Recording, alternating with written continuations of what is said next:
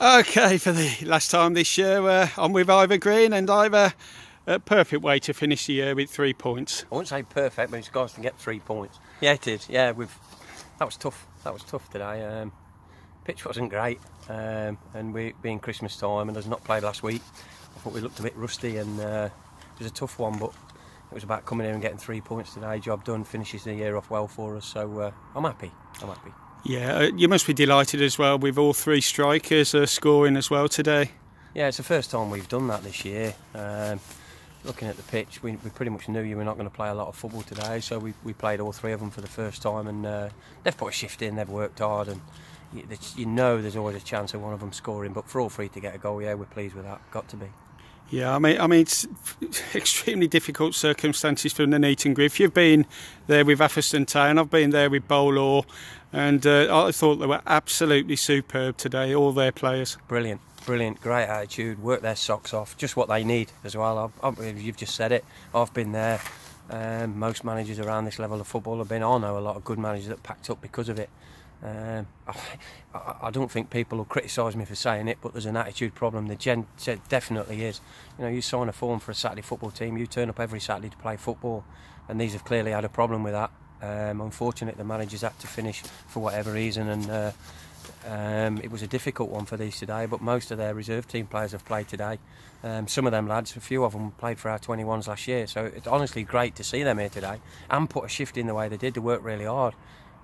Got their heads down and got on with it, so I'm chuffed at that. I mean, you know, it's a club I used to play for. I don't want to see it in trouble, and it's not nice to see the problems they've had. So hopefully today they got to see that with the right attitude they can give it a go, and hopefully now for the rest of the year they'll crack on and improve. But yeah, they worked hard. They worked really hard. It was a tricky one to come back to 3-2 from 3-0 down. Tells you how hard they worked. So I'm pleased for them, and I hope it all turns around and they start kicking on now. I really do.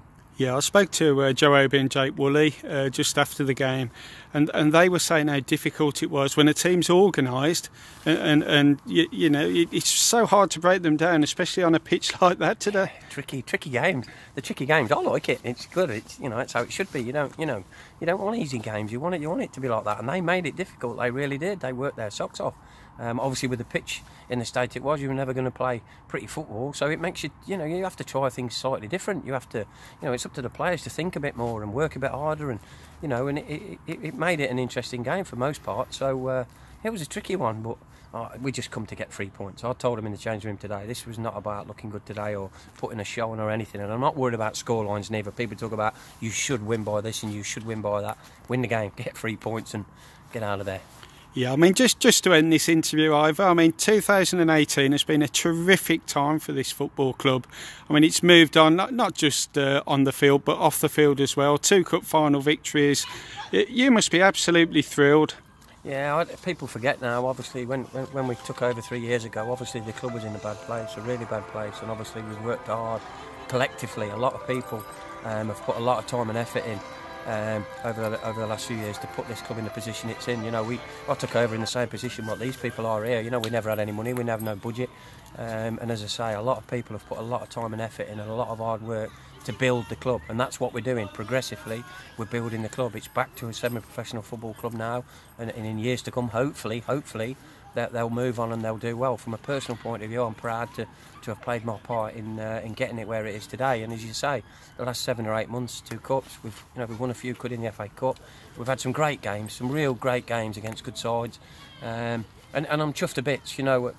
As I've said in the past, it's not just about winning, it's about the big picture, and the big picture is that Atherstone Football Club needs to keep building and keep pushing on. And as I say, it's got that base now. There's a good support. We've got great sponsorship, who I thank massively. The people running the club, Brian, Nick, etc. The time and effort them people put into their club is fantastic. And as I say, it's been turned into a community club now, and it's run by the people basically of the town, and it's great to see. It really is. I'm chuffed to bits. As I say, it's my 4th season now.